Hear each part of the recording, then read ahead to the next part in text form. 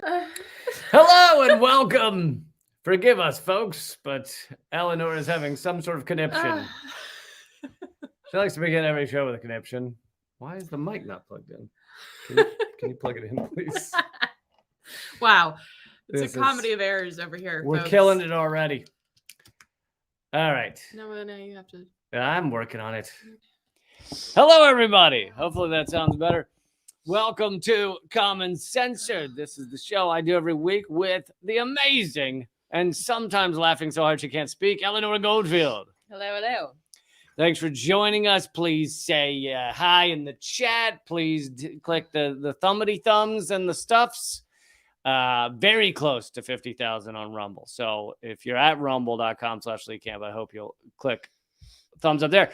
But we got a lot of stories for you, a lot of important stories, such as the Biden administration has signaled that they are ready and they've thought about it. They've spoken with their spiritual advisors and they are ready to commit more war crimes. Okay, because there was a time where they were like, do we need more? And there was a discussion and they talked to their sponsors at AA and NA especially, and they, according to the cocaine found in the White House, and the sponsors said, my money's on Biden, by the way. Go for a few more war crimes. So they have announced they will be committing more war crimes.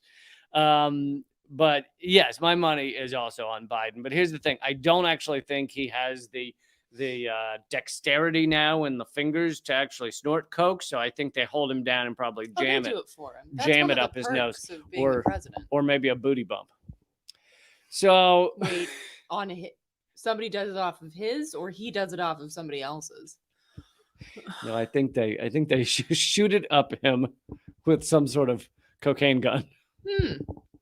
I mean, listen, they got to keep the show on the road. Well, they're not doing a great job of that.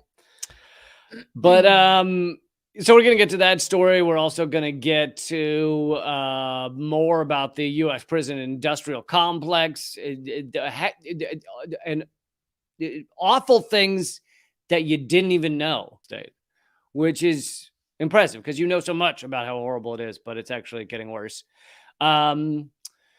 We're going to talk about filling the oceans with radioactive water. We got a lot of just upbeat, good stuff for you. I know you guys come here because it's the Good News Hour. We're thinking of changing the name to just Good News, Happy Time. All right. So where the hell is it? You got a lot going on. Yeah, I do. There we go. Here's our opening story.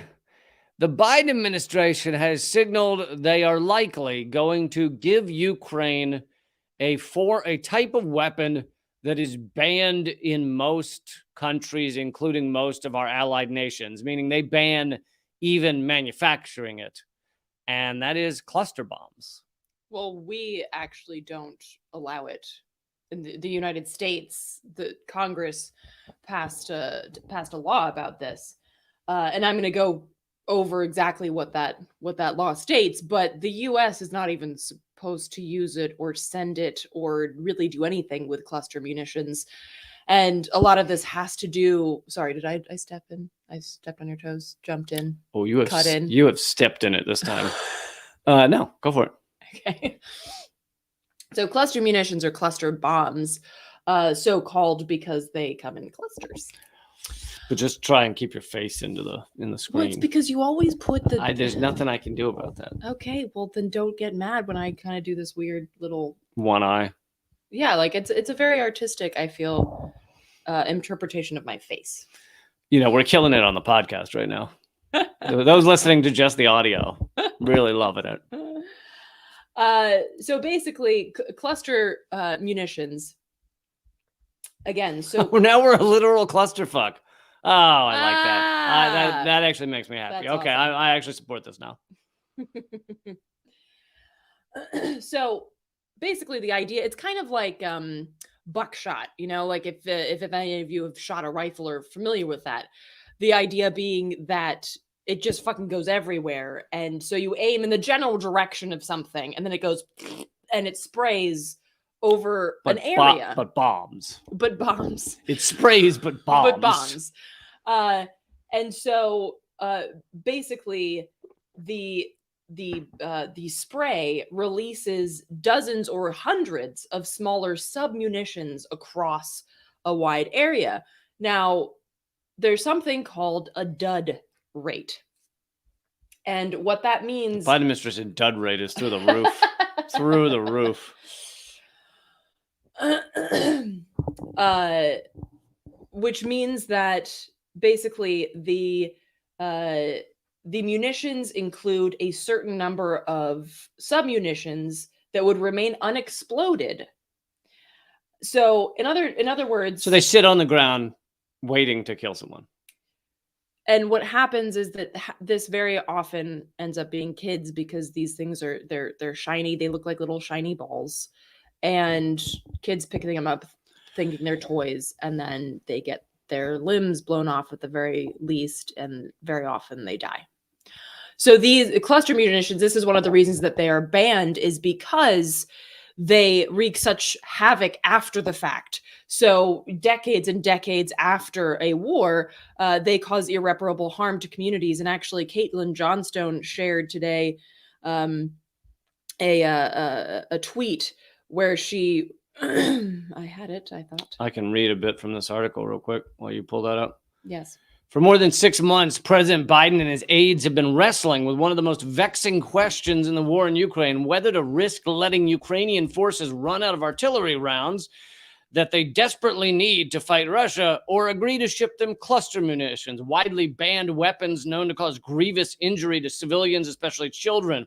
On Thursday, Mr. Biden appeared on the verge of providing cluster munitions to Ukraine, a step that would sharply separate him from many of his closest allies who have signed an international treaty banning the use, stockpiling, or transfer of such weapons. Several of Biden's top aides, including the known war criminal psychopath Antony Blinken, recommended he make the move. I added that part of that last sentence that the New York Times doesn't have the gonads to put. So Caitlin Johnstone pointed out earlier today, the West loves Ukrainians so much that for years to come, Ukrainian children will be getting their limbs blown off by undetonated cluster munitions and being born severely deformed due to depleted uranium rounds. Because we love Ukraine. Because we're really trying to help Ukraine. We're there for them. We're bringing them democracy and freedom in the form of a banned weapon that is a war crime and kills a lot of children. So to go further into the dud rate, meaning, again, that it doesn't explode initially, but it'll explode at some later time, possibly when a child picks it up to play with it. In the last public assessment that the Pentagon did more than 20 years ago, the artillery shell that they had then, which I'm not going to say the name because it's not important, had a dud rate of 6%, meaning that at least 4 of each of the 72 submunitions each shell carries would remain unexploded across an area approximately 22,500 square meters, roughly the size of 4.5 football fields. So the Pentagon now says that it has new assessments based on testing as recent as 2020 with failure rates no higher than 2.35%. Now, so we'll kill fewer children. Wait, but it gets better, because the defense official then said the details of the new assessment were, quote, not releasable, including how, when, and where the tests were done, and whether they included actual firing exercises. So it was just someone being like, I don't think it's 4%. Yeah, you know what? It's 2.35. That's a number that I came up with in the shower. Now, incidentally, this number still exceeds the limit of 1%, which is mandated by Congress and has been every year since 2017. But now, there is no waiver provision in the 1% limit that Congress has placed on cluster munition dud rates. However, Biden can bypass it and Congress, drawing down the munitions from existing defense stocks under a rarely used provision of the Foreign Assistance Act, which allows the president to provide aid regardless of appropriations or arms export restrictions, as long as he determines that it is in the vital U.S. national security interest. If there's one thing that the fucking U.S. can do, it is loopholes. This is a congressional mandate that we do not fuck with cluster munitions. And if we do fuck with cluster munitions, they cannot have a dud rate that exceeds 1%. And here's Biden like, look, this very shady assessment by the Pentagon where they can't tell us where and how it came tells me that this is good enough. Fuck Congress. Fuck international law and standards. I am going to send these to Ukraine. And that's that. And then the New York Times, which is always good for trying to defend these outrageous criminal decisions by the United States, says Mr. Biden has come under steady pressure from President Zelensky, who argues that munitions which disperse tiny, deadly bomblets are the best way to kill Russians who are dug into trenches and blocking Ukraine's counteroffensive. One American official said Thursday it was now clear that the weapons are 100% necessary to meet the current battlefield needs. 100% necessary. Oh, so I guess that means we could just use chemical weapons? Oh, that's necessary. Nuclear. Let's give Ukraine a few nuclear bombs to throw around. It seems necessary. Also, am I the only person who finds it fucking bananas that it legit in the New York Times says best way to kill Russians? Yes. Best way to kill Russians. Also, it's the best way to kill children. Best way to kill children too. But they're thinking of replacing the little bomblets with they're gonna make them shaped like teddy bears. So, well, I was thinking the least you could do is like put little ears on them, Yeah, little tiny parachutes. So. And I'd also like to point out once again that this proves how much Zelensky cares about the Ukrainian people. Cares about his own people. Because he knows that this is what fucking cluster bombs do. Everybody knows that this is what it does, especially if you're a politician. And so the idea that you would be not only okay with, but demanding cluster munitions means that you are 100% fine with your people being maimed and brutalized decades after this war eventually ends. Unless, of course, we all just die in a nuclear winter, in which case it won't matter. Well, that's the other thing, is we are pushing, and I've said this since the beginning of the Ukraine proxy war, we are pushing ever closer to nuclear annihilation. And the latest one, other than using banned weapons against Russia and shipping them to Ukraine to be used against Russia, the latest one was that we, as the coup was unfolding, the coup attempt was unfolding in Russia, the U.S., that apparently had pre-knowledge that it was going to happen, did nothing to try and stop it or warn Russia or anything else, meaning they're fine with a completely unhinged, criminal getting hold of the entire Russian nuclear stockpile and just seeing what happens. We'll just see what happens then. Yeah. I mean, it's all been insanity. And the fact that the U.S. is using these munitions that are banned, it shows we are actually psychopaths in a room full of psychopaths. Like the rest of the room of psychopaths looks at us and goes, "Now that guy's crazy. That guy, he is unhinged. Do not hang out with that guy. Fucking hinged." Because it's not like these other NATO nations are good guys and are not furthering this proxy war in one way or another. But they're all like, yeah, but we wouldn't use cluster bombs. And also something to note that supposedly no new cluster munitions have been produced for years, which also begs the question, where are these where are these ones that the Pentagon apparently did tests with that have a dud rate of 2.35%? Who knows?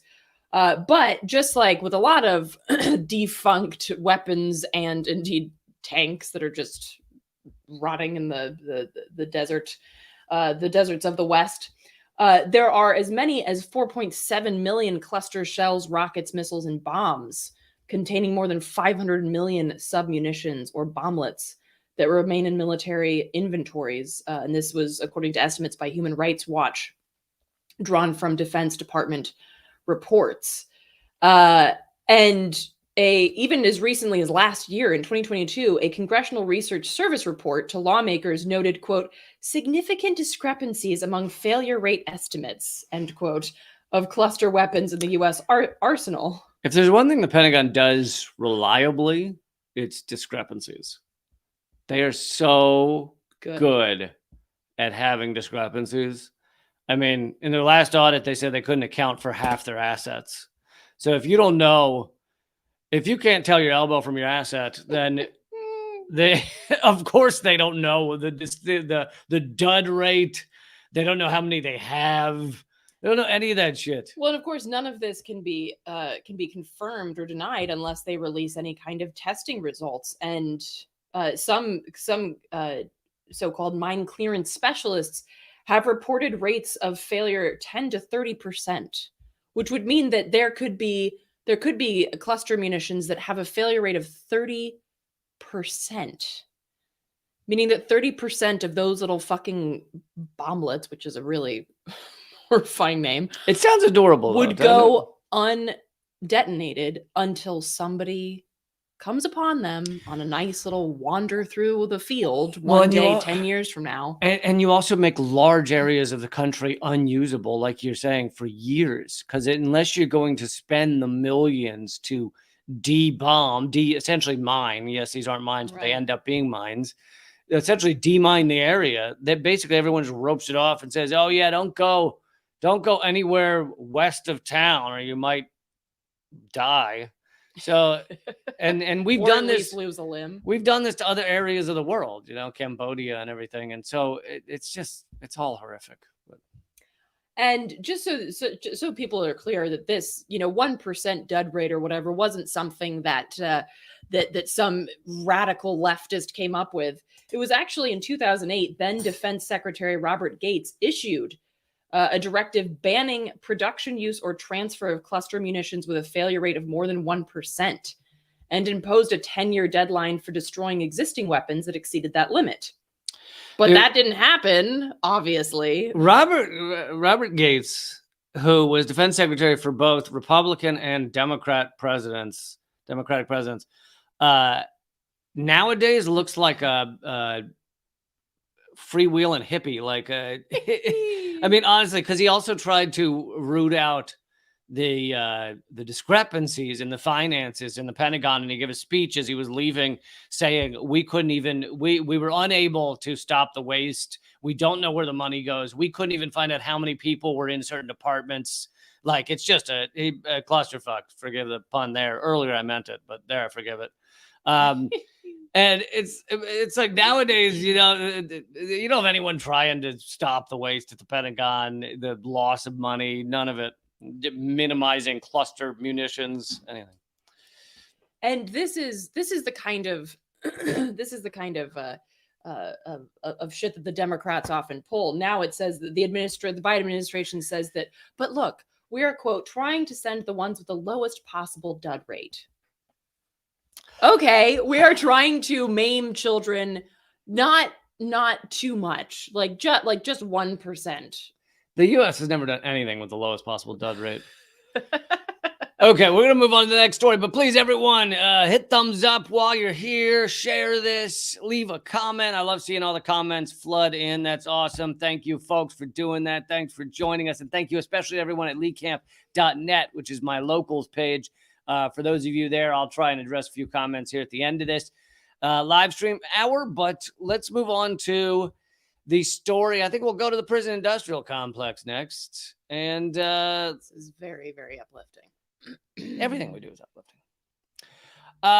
But it just keeps getting worse. And what's interesting about this story is, and we're going to be seeing more and more of this in the world, is areas of our system, our world, our nation that you didn't think connected to the climate crisis end up being somehow intertwined with the climate crisis because it impacts everything, right? And so this is an investigation done by Truth Out and others, showing that prisoners across the U.S., especially in certain areas of the U.S., in the summer heat in these unair-conditioned prisons are living in like fucking hot pans. I mean, they're basically boiling in their cells. And of course, nobody in the US cares about our prison state and our prison population that we abuse in so many ways. And this is just a new way of making sure the US prison state, the largest in the world, is a horror show. And so it's not uncommon for people to die in prison, unfortunately, because of the horrific inability to access any kind of medical care and the disgusting conditions in which people live. But we don't often talk about or hear about the death due to extreme temperatures. But as you may have noticed or read about, these summers continue to get hotter. I'm not really sure why, but it's just I think it's a coincidence. Climate just changes. Climate just changes. Amen to that, sister. It just does. It just does. Sure, over the rest of the history of the world, several billion years, it changed over the span of hundreds of thousands to a million years. And right now, it happened to be changing over 10 years. It's just a thing that happens. Well, wasn't it you that was commenting on how America just does it faster, harder, and better? So before, yes, the climate changed over hundreds of thousands of years, but because America, mm-hmm. we're doing it better. Yeah, I hear that. So, in line with that thinking, this past June alone, 32 people died in Texas state prisons. That's one state, 32 people in 1 month. During the last week of June, that's this June, 3 people, including one woman who was, she didn't have perfect health, but she wasn't close to death. A 37-year-old died in her prison after having complained about the conditions. And by the way, let's just look at why she was in prison real quick. She was sentenced to 4 years for not meeting the requirements of her 10-year probation sentence for a fight with an ex-girlfriend. Jesus Christ. Which became a death sentence. So we are actually sentencing people to death for probation violations. And you might think that sounds like an extreme interpretation of this, but this is the reality of life in prisons where where temperatures go well beyond 100 degrees. And then you are stuck inside these tiny cells that have no airflow and also lack of access to water.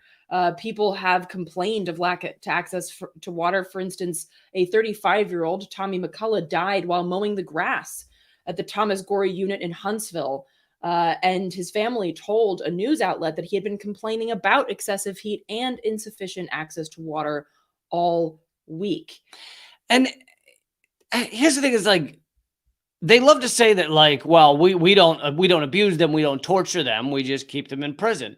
How is it not torture to put someone in literally a heating room until they die? To me, that probably fits under cruel and unusual punishment, I would say. Yeah, which is supposedly not allowed, but the United States is cruel and unusual as an entity. This is not specific to Texas. This is all across particularly the South, of course, where temperatures are the most egregious. But for instance, this article also outlines a correctional center, which I hate that fucking term, on the banks of the Mississippi River, and that now incarcerates nearly 2,200 men, and that has no effective cooling system, because why would you? And I just want to remind everyone, because I know there is a tendency, some of it is even subconscious, for us to go, well, yeah, I don't like that, but they're prisoners, so they shouldn't have done the wrong thing that got them there. If you didn't want to do the time, don't do the crime, or whatever the fuck they say. Let's remember what our prisons are filled with.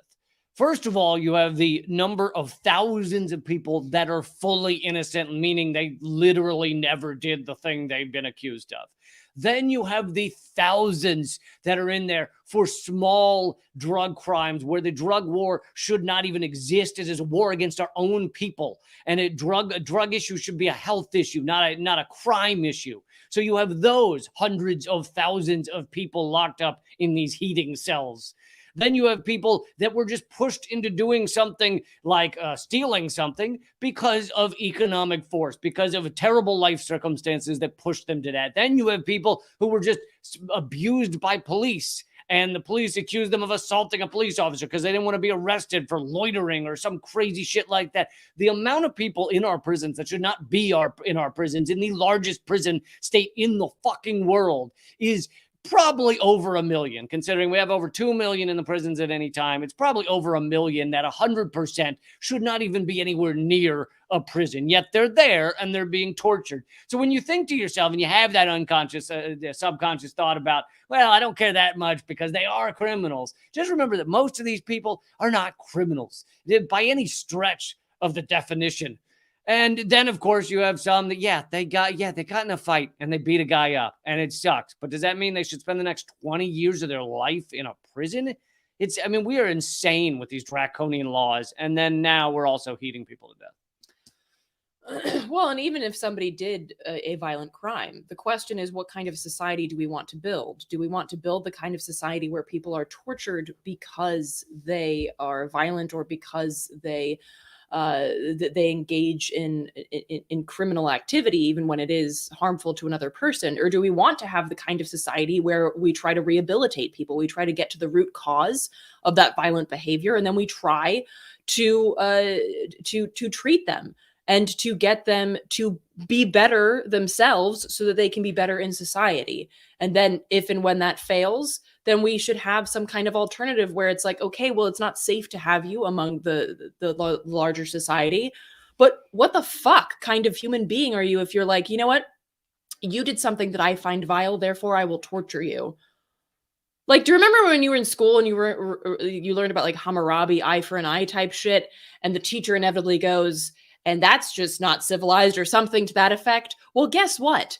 We take people who violate probation and we burn them alive. So it's not even eye for an eye. It's an eye for a stubbed toe. Yeah. Like it's torture for doing something that should amount to oh, that wasn't great. But yeah. There's also, again, as I mentioned, the issue of access to water.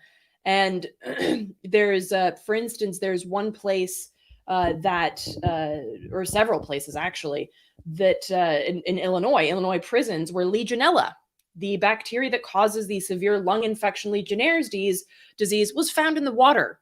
So it's ridiculously hot and you try to slake your thirst by drinking water, and then you get fucking Legionnaire's disease. That's lovely. And then compounding these issues, for instance, there's a commissary, which is the store, like the prison store, where you can buy water. With all the money you're making in prison. With what money? And this one prisoner points out that he could buy up to 24 16-ounce bottles every 2 weeks. That's not enough to stay hydrated, particularly in extreme heat. But prisoners who don't have access to money, he says that during the prison's first shift, staff distribute drinking water from bags. That's the only way that people without money can access drinking water.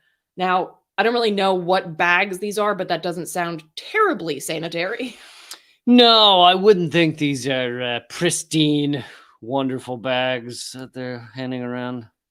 But again, I mean, and if y'all want to read this article, there's more information up on Truthout, but it is, well, you have another one that's in the same vein. Yeah, here's another article that Truthout did, and I'm glad they're sticking with this topic. But officials have been known to literally blow hot air on inmates who complain about the heat. Aging heat-sensitive prisons at this prison in Texas scored an unprecedented victory after a district judge issued a ruling saying the department was deliberately indifferent and forcing officials to relocate medically vulnerable prisoners. In their litigation, the prisoners cited 23 heat-related deaths that have occurred at department-run prisons since 1998. 11 of those deaths occurring during a notorious heat wave in 2011. So it's been going on a while, but there's some of these prisons, when people would complain about the heat, they would then blow more hot air on them to stop people from complaining about the heat. Because that's clearly the answer, in a just and moral world. If someone complains about being too hot, you then pump more hot air into their cell, and that generally solves the problem. I mean, at least they're problem solving. You can say that for them. Well, and I just, the phrase torture farm came to mind. Like, we don't just do it with livestock, we do it with humans. We torture them. And again, compounding torture, the extreme heat compounded with the lack of access to potable water, compounded with, just a prison staff torturing people. And this article also makes the point that, the access to sanitation, whether that be things for a woman's period or sanitation that people need for medical conditions, it doesn't exist. And then, of course, it just makes it all that much worse when it's hot and you don't have access to water.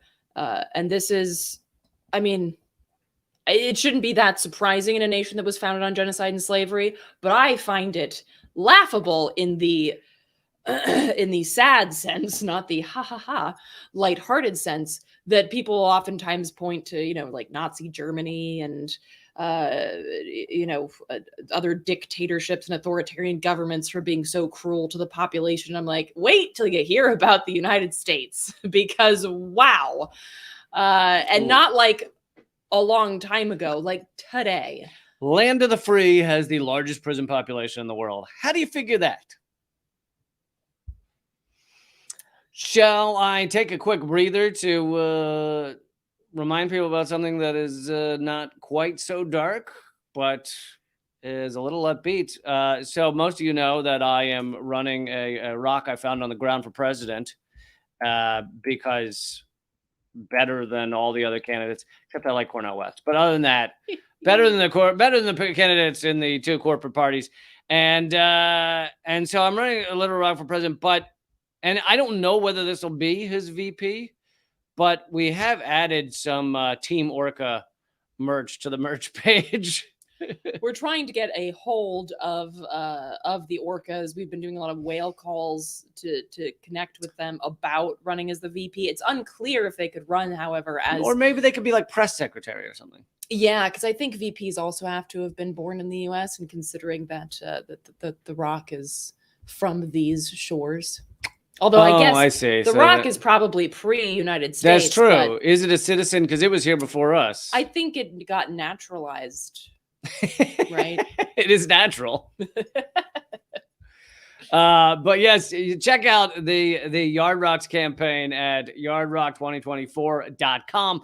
50% of all the proceeds go to eliminate medical debt for those struggling in the United States, because really there's no medical debt anywhere else for the most part. So those are the only places you'll find people having their lives destroyed with medical debt. And so we've already eliminated $12,000 of medical debt for struggling Americans with RIP medical debt. So Yard Rock 2024. Yard Rock 2024. All right, moving on. Let's get to releasing a bunch of radioactive water into the oceans. That was a very brief palate cleanser. It was very brief. It was very brief. Like, I could have gone. I feel like Team Orca may have something to say about whether they support irradiating the world's oceans, but. Although, I don't know that there's much that they can do because if they try to topple the nuclear reactor, that's not going to really do good things for them anyway. But you may have heard, this has kind of been in talks for quite some time, and a lot of Japanese fishermen in particular, have been combating the Japanese government. But y'all might remember Fukushima, which in 2011. Fun times. Was that really 2011? Jesus Christ. I know, it's been a long time. Which in 2011, it broke. That's the broke. Cliff's notes of that fucking disaster. But so they've been wondering what to do with all of the wastewater from the Fukushima Daiichi nuclear power plant. And now they've announced, the Japanese government has announced that this summer it will start pumping more than 1 million tons of treated water into the Pacific Ocean, a process that will take decades to complete. Now, will this make us treated humans? Is that? I think we already are. So the water was distilled after being contaminated from contact with fuel rods at the reactor. Tanks on the site now hold about 1.3 million tons of radioactive water, enough to fill 500 Olympic-sized swimming pools. Now that I would watch that sport. I would watch whatever the one where they swim in Olympic radiation water. I would watch that. I'm also curious, when did Olympic-sized swimming pool become the way to the measuring stick for this shit? Like, because I've seen an Olympic-sized swimming pool, but it's not my general. I don't think about it that often. I feel like you could do better with even a football field worth of water. You don't know what a football field is. I've seen one. I've never been in front of an Olympic-sized swimming pool. I've been in front of football fields. They have Olympic-sized swimming pools at like the Y and shit. That's not Olympic size, you doofus. They do have Y-sized. That's Y-sized? It's Y-sized. Y-shaped? It's not Y-shaped. Anyway. Okay. So TEPCO, the company that owns the plant, has been filtering the contaminated water to remove isotopes, radioactive isotopes, leaving only tritium, a radioactive isotope, which I find funny. They've been removing isotopes, except for this one isotope. Except for the good one. That is difficult, they say, to separate from water. Okay, that's a bummer. TEPCO will dilute the water until tritium levels fall below regulatory limits. Ah, there you have it.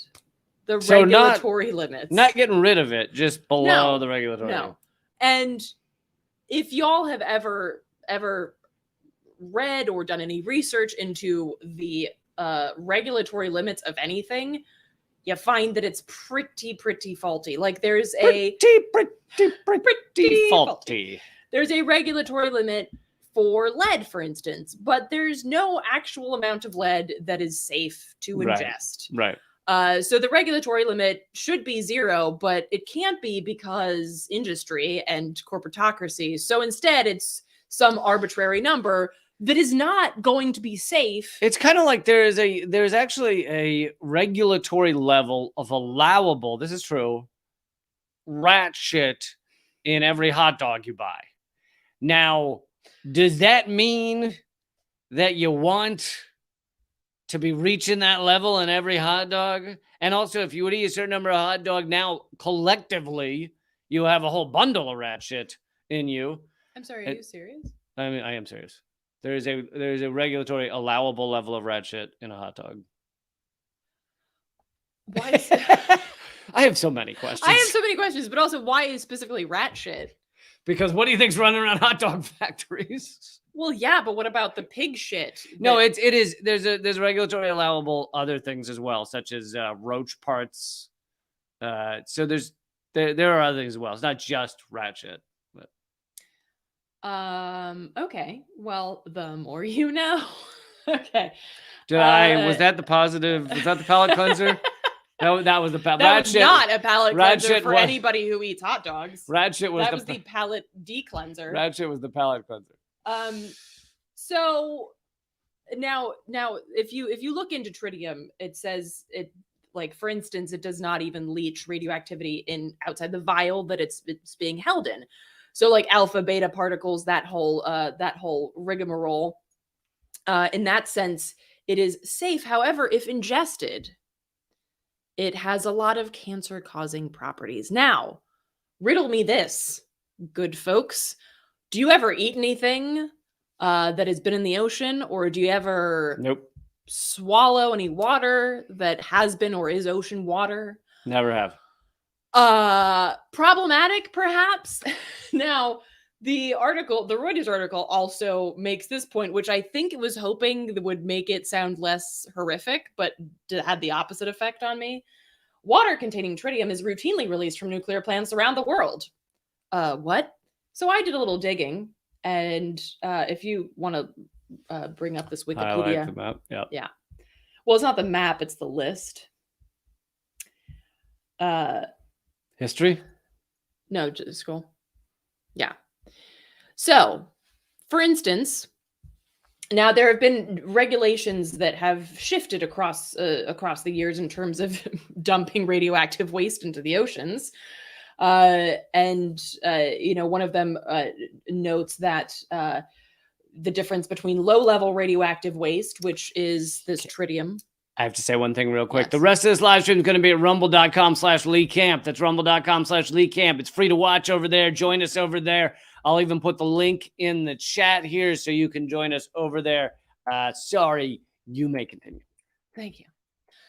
So, and that's great and all. It's great that they've changed the regulations so that you can't just pour untreated radioactive wastewater into the oceans. But again, the idea of dumping treated water, radioactive water, is not unproblematic, right? It still carries these large risks because guess what? There's no safe level, regardless of what the fucking regulatory agencies say. So again, if you look at this list, it outlines the time period and also the amount of